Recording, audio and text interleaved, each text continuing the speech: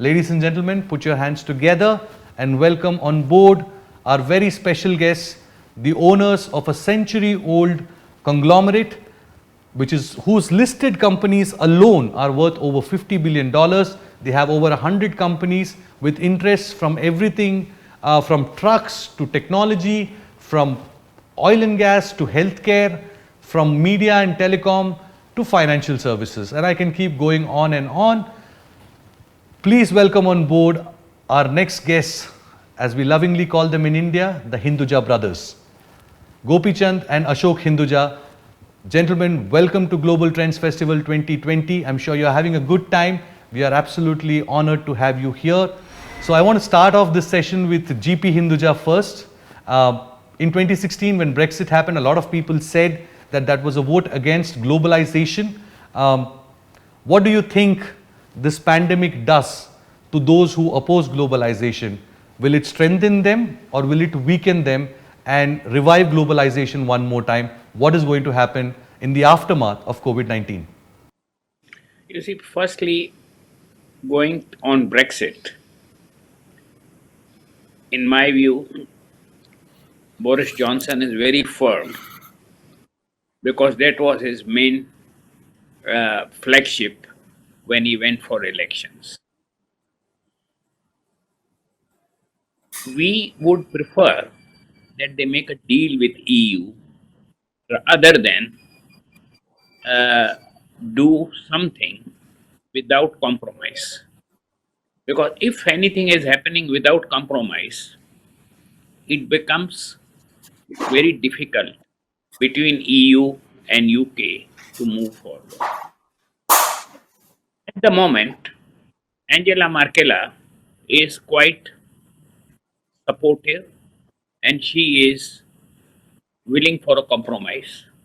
But Macron is very firm on fishing and some other issues.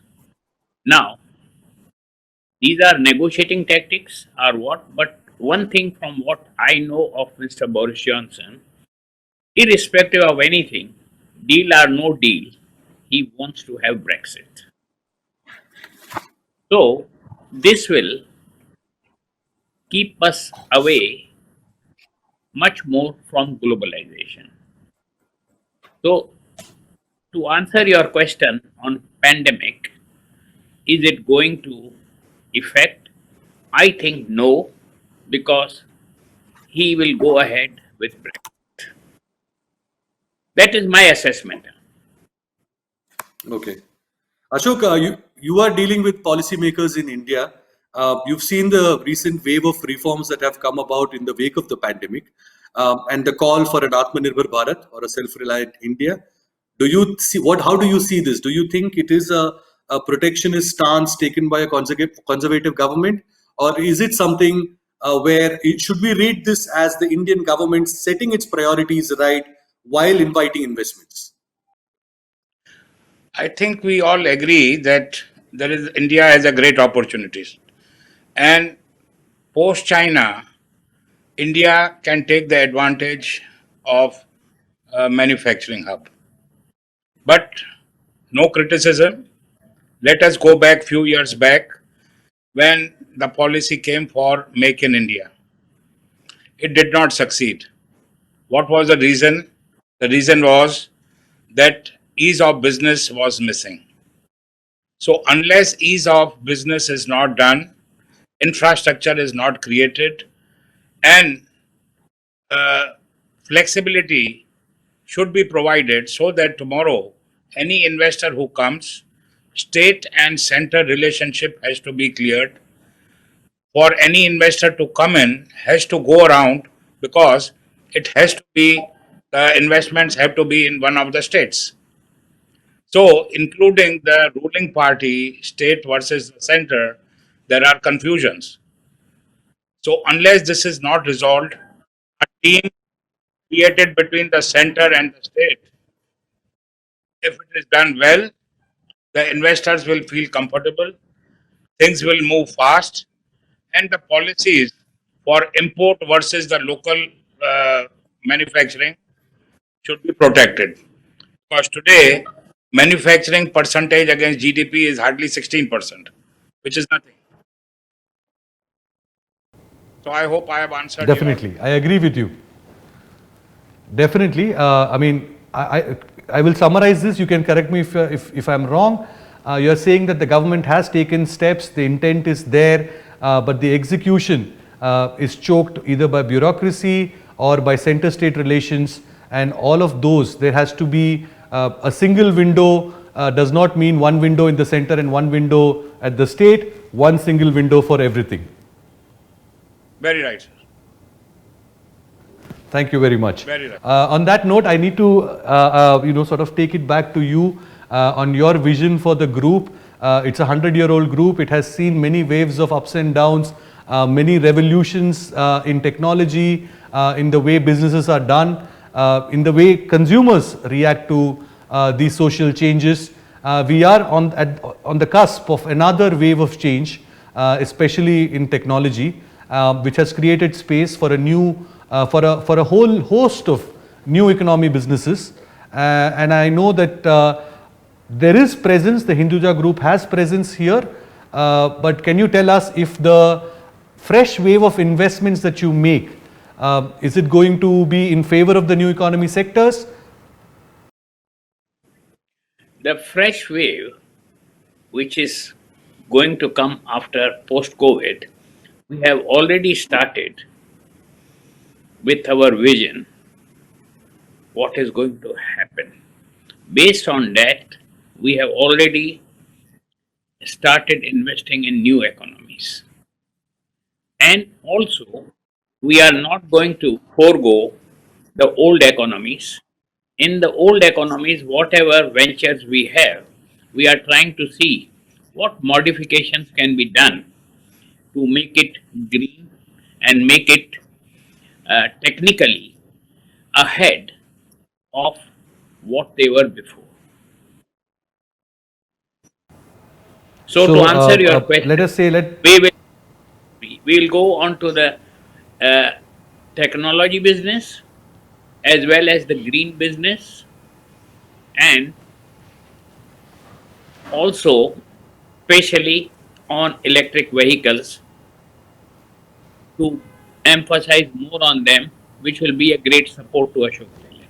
so electric vehicles, your European subsidiary Optare, what are your plans for it? What can we expect, in terms of new announcements maybe in the next year or so?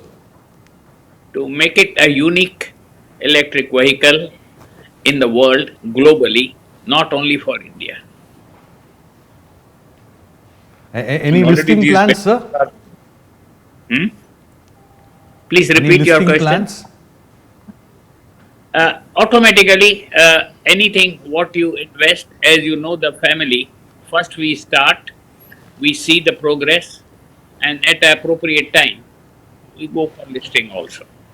Fantastic. I think that's a great, thought, and I want to take this conversation forward.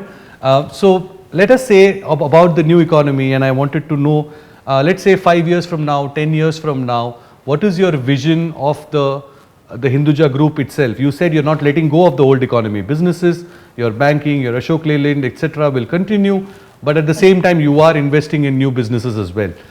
What is the mix going to look like, let's say, a decade from now? You see, depends how you are calculating it. Old economies, multiples are different from the new economies.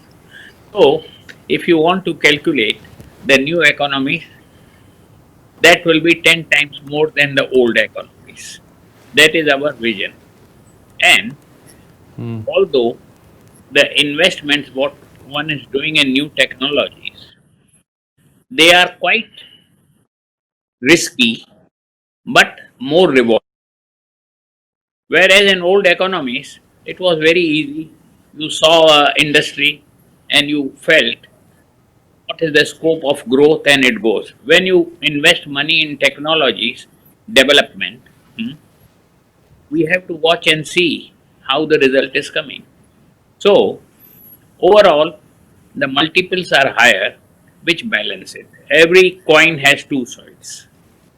So add to what GP has Definitely. said, So you, the old economy is more on asset base and new technologies are less asset based but more future potential. But also gives you an exponential bump up in valuation, and that is what That's you are right. Yeah. playing on. Definitely. Lovely. I mean, I can see, veteran businessmen talking the same language of a young startup founder in India. They also do the same calculation, and I think that just says something about why this group has survived for so long. And that spirit of a young founder, of a young entrepreneur, I think both of you have kept that alive, and absolutely it's worth appreciating. Thank you so much. I would definitely want to sort of take you, further. I mean, as long as I have you here, I can't let you go without asking, your plans for, let's say, a sector like defense. I know there is a lot of opportunity there. India has opened up its space, but I don't think it has opened enough. What do you think? You see, we created an excellent infrastructure for mobility in defense in Ashok Leyland. And uh, today we are the largest suppliers of defense vehicles to the defense ministry. But somehow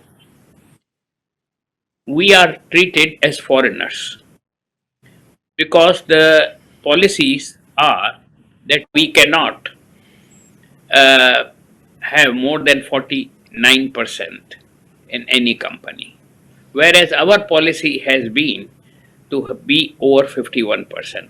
That's why I would highly recommend that the government focus on NRIs, which is the real wealth of India abroad, like the China, so that can be treated as Indians to invest in India in all the different sectors. But to answer your question specifically, we will be focusing more on the mobility on the defense side, for which the Right. infrastructure is.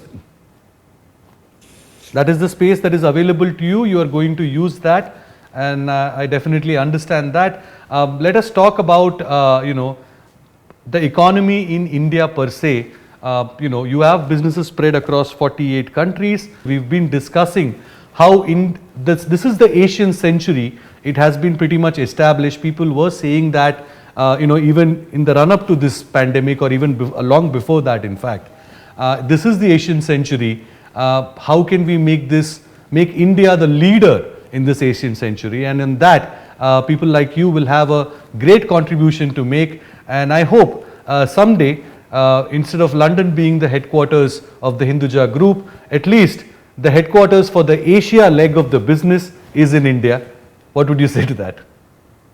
You see, as soon as the policies have been well defined and there are no ambiguities in it, and make to ease is there as per the vision of the Prime Minister, don't get surprised that our headquarters become in India, because we love our country and there are a lot of opportunities.